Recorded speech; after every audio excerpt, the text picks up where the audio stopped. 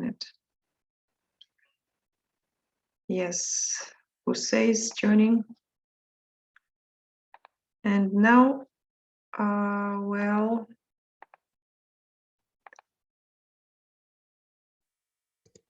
let's have a look at the slide. And yes, let us make it full screen, and one more time just to make it visible.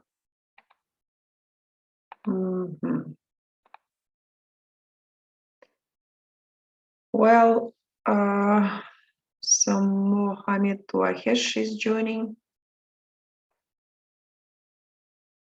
Well, so if we speak about procedures that are done with the patients in a ward, so medical professionals should just prepare everything for procedures, for the tests. And the question, why do you need to do these things before you carry out a procedure? So why is it important? The first thing is that we should obtain consent from the patient for the procedure. Consent here is agreement, so that the patient just gets the information about the procedure and he agrees that this procedure should be applied to him. Then, so introduce yourself and prepare the trolley. Why do you think these things are important? So, Dilara. First, right? Yes. Obtain from the patients for the procedure. Consent from patient is a legal requirement. Procedure, VAR procedure is invasive, maybe, and consent may be necessary in writing. Okay, so of course consent is very important, so that the doctor is make sure that the patient understand what's going on. Okay, so to introduce yourself, it's also the doctor should introduce himself or herself, so that just make the patient feel more comfortable, to make sure that the patient knows whom he is talking to, and preparing the trolley. So here there is a picture of the trolley. So it's also one of the important steps in just doing some carrying out a procedure, because you can put all the necessary instruments on the trolley, and just they'll be close to you when you start the procedure. And here are some instructions for a procedure, and you can see here that there are several gaps in the instructions, and we should complete the instructions for a procedure with the words which are given here at the top of the screen. So they are prepare, mark, attach, wash, sterilize, drain, obtain, withdraw. And so these are the steps of the procedure, and we can see here some words. For example, in sentence B, there is abbreviation CSF. So if we have a look at the bottom of the slide, we can see CSF stands for cerebrospinal fluid. So this is some substance in the body. And then in line C, we can see the letter L. It stands for lumbar vertebra. This is part of the vertebra. So this is the information about this part of the body. And yes, so if we have a look at the words, I guess all the words are just, you know, the meaning of them. Attach, for example, is to connect two parts of something together. Obtain, to get. Withdraw, to give away, for example. And so if we have a look at the first line, so which word is better to use in the first line? So stylet here is a special instrument which is used during the procedure. And this is a kind of catheter or tube. So what should we do with the stylet? Which word is better to use here? Prepare or attach. Attach the stylet, yes, or possible. Any other? Can we use other words with the stylet? We can prepare or attach. Attach, prepare, yes, possible. Okay, so what Maybe about sterilize. sterilize the stylet? Well, actually, yes, the instruments are sterilized before the procedure, before they are put on the trolley. So we won't just speak about this. We are speaking about the procedure when it is done in the presence of the patient. And so good. Is it possible to use the verb withdraw in line A? Withdraw the stylet. Yes, it's possible. So we agree on attach, sterilize, prepare, and withdraw, right? What about line B? So, well, yes, Mustafa, what do you think of line B? Can be prepare. So if we look here, there is Or maybe drain. yes, 10 drops of the cerebrospinal fluid. Yes, so it's better to use drain. Yes, so that allow these drops to flow. Okay, so then line C, Jeren, please.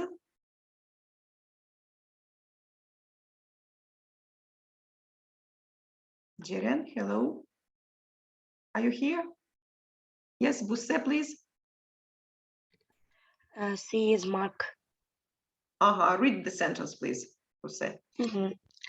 Mark the point between L3 and 4 where the needle is to be inserted. This is marking the place where the needle is to be inserted. Great. So, Mohammed Wahish, are you here? Yes, I answered number A. D. Now we're in D. Mhm. Your hands and put on sterilize your hands and put on sterile gloves. How do we usually sterilize our hands? What do we do with our hands? Wash them with soap Yes. and So- warm water. Yes, so it's better to use wash your hands, right? Okay. Yeah. Okay. Well, is Zena here? Yes, I'm here. So please, the next line E is for you. Maybe obtain.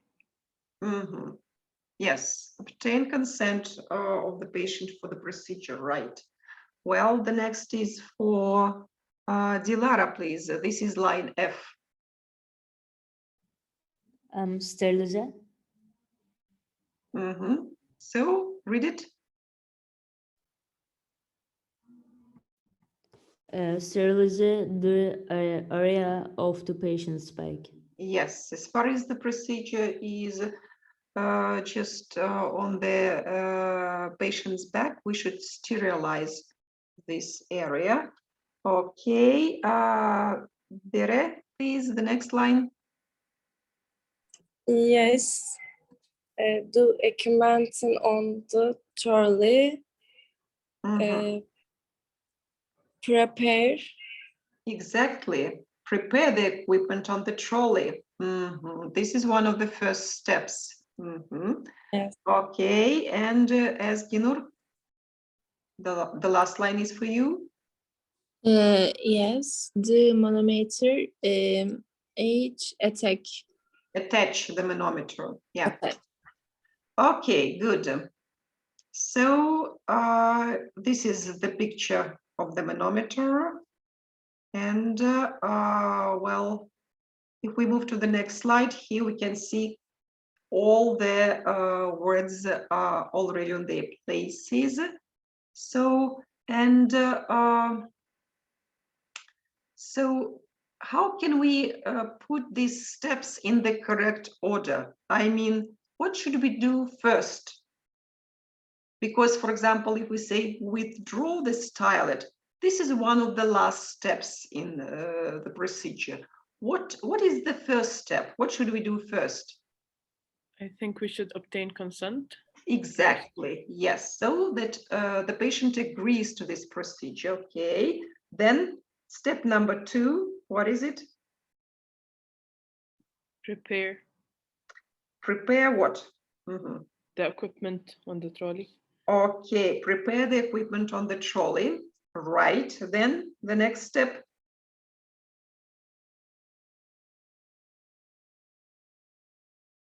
Mhm. Attach.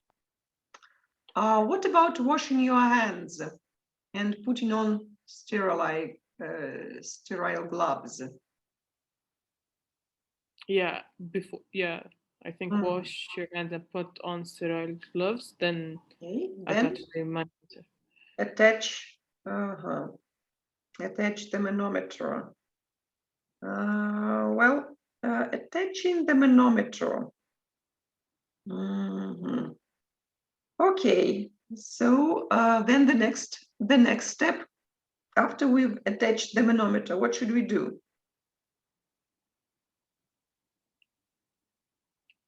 Mark the point. Mhm. So should we mark the point or first No, sterilize? maybe sterilize, then mark the point. Yes, sterilize the area on the patient's back and then mark the point between between these lumbar vertebra where the needle is to be inserted. So we've marked, and then what do we do? So Withdraw the stylet. before, so Or no, drain. we should collect the liquid. So this is drain Drain. 10 drops of this liquid into 3 specimen tubes. Mhm. And then we withdraw the stylet. Yes. So this is the succession of actions that should be done during this procedure. And the question, what is the procedure? What kind of procedure is it? So we have the instructions, and can we recognize the procedure? What is done with the patient? Injection. Injection. Yes, because there is information about needle, about, yes. But if we have a look at B line, drain 10 drops of just cerebrospinal fluid into the 3 specimen tubes. So it means that it's not just injection when medicine is given to the patient, but this is another procedure. This is like just getting some fluid from the patient's body to test it or for some other purposes. And so actually, this is the lumbar puncture. So described. Lumbar puncture is the procedure of taking fluid from the spine in the lower back through a hollow needle, usually done for diagnostic purposes, a spinal tap. So, and this is the picture that illustrates this procedure. Okay, so, well, I would say that, yes, today we are writing the test, and I would also like you to revise some information. Let us look at another presentation. This is the presentation which is done in the form of a maze. And here are some definitions that you will see in the test, and I would like you to look at these definitions, and so revise some terms and just collocations. Can you see the slide? Welcome to questions maze. Yes. Yes, you can see. Well, now you can see the maze, and if we enter the maze, let's move on. We should find the center of the maze. In order to do this, we need to choose the correct answer to the question to go the right way. If you make a mistake, you might get lost. So the first, so here, the question, which medical job involves implementing standard policies and procedures? We see the first page, just. Only the first page. Yes. Well, let us do it one more time.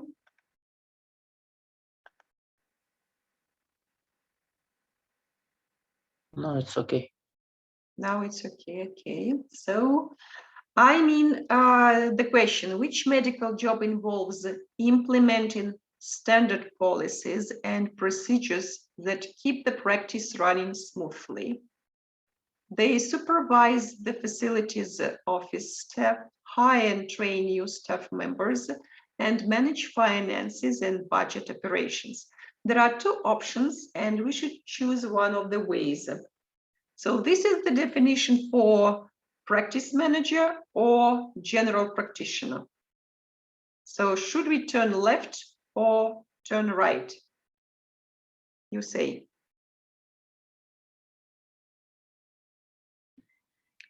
Turn left. Turn left. Let's turn left.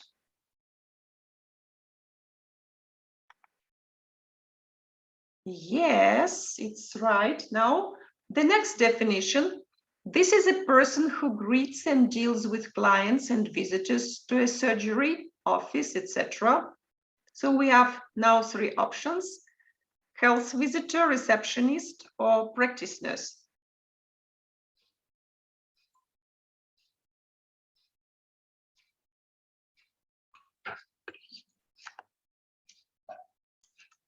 Yes. Where should we go? Straight ahead, turn left, or turn right? Turn left. Turn left. Yes, exactly, you are right. The next definition here, this is a doctor who treats patients with minor or chronic illnesses and refers those with serious conditions to a hospital? Is it general practitioner or midwife? Sorry? Straight ahead, general practitioner. Okay. Right. Now, this is a trained nurse who visits people in their homes to assist or advise the chronically ill or parents with very young children. Is it practice nurse or health visitor? Health visitor. Okay. This is a person, typically a woman, who is trained to assist women in childbirth. Midwife, receptionist, or practice manager. Midwife. Let's go straight ahead. Yes. And this is a nurse who visits and treats patients in their homes, operating in a specific area or in association with a particular health center. Turn right. Right. Let's go right. This is a registered nurse based at a general practitioner surgery office practice who works with the general practitioners to care for the patients seen at the surgery. Is it district nurse, general practitioner, practice nurse? Practice nurse. Okay, let's go there. Okay, all right. This is a chronological written account of a patient's examination and treatment that includes the patient's medical history and complaints, the results of diagnostic tests and procedures. Is it presenting complaint or patient records? Should we go straight ahead or turn left or right? Sorry. Right. Patient's records. Patient's records. Okay. Yes, you're right. The next, this is the list and description of the health problems and issues experienced by the patient resulting in the attendance. Is it hospital number, presenting complaints, or patient records? Presenting complaint. Okay, turn left. Right, and so which condition do you associate with a sharp pain at the right side of the stomach? Appendicitis, tension headache, or angina pectoris? Appendicitis. Great. And which condition refers to pain that radiates along the path of the nerve, which branches from your lower back through your hips and buttocks and down each leg? Is it ureteric colic or this? Don't remember the pronunciation. Sciatica. Yes, this is sciatica. Is it ureteric colic or sciatica? Sciatica. Sciatica, yes. Okay, right. Which condition do you associate inflammation in the stomach causing belly pain, indigestion, bloating, and nausea? Is it gastritis or cholecystitis? Cholecystitis. What is it? Gastritis. Right, congratulations. You found the center of the maze. So good. So we've just revised some terms and definitions and description of some diseases. Now I would like you to, say some words about the test. So you're going, during the next hour, you're going to take the midterm 1 test on the Moodle site. Can you see the slide? Yes.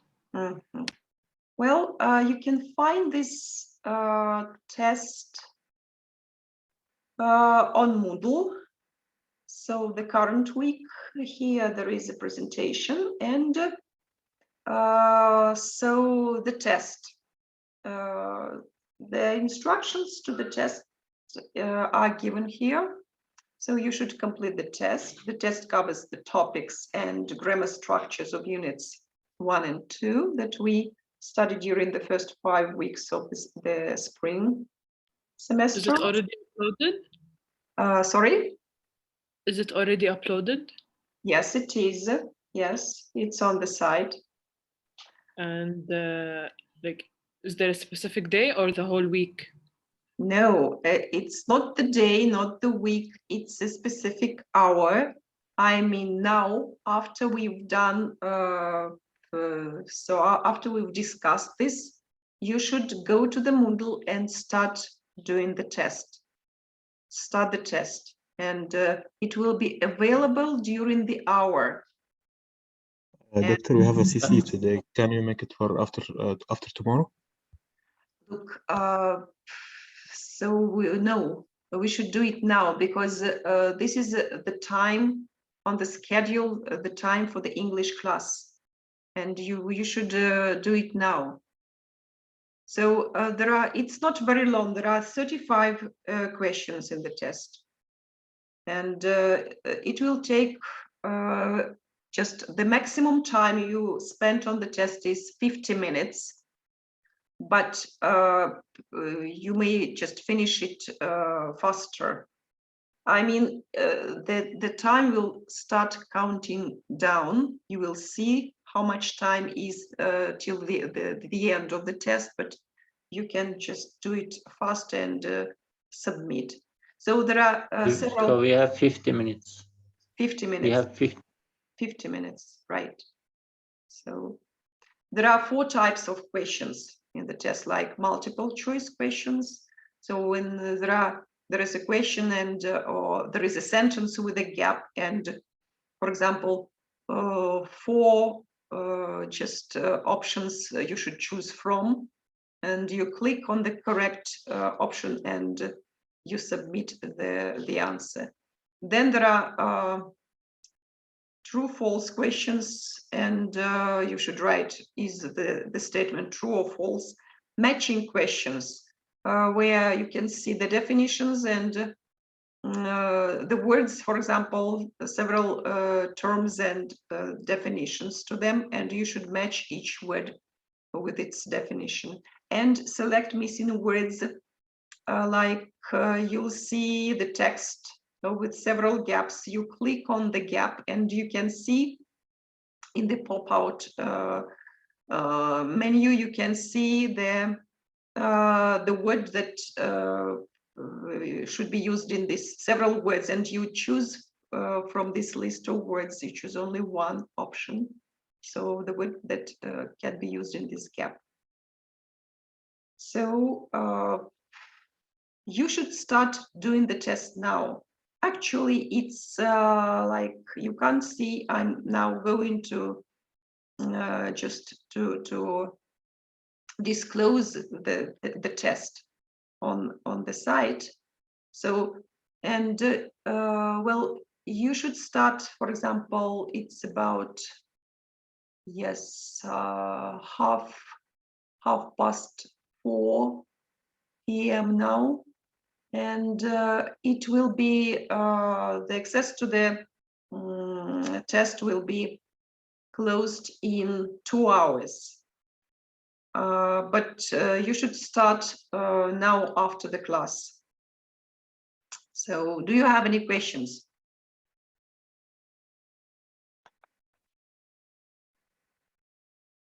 Hello?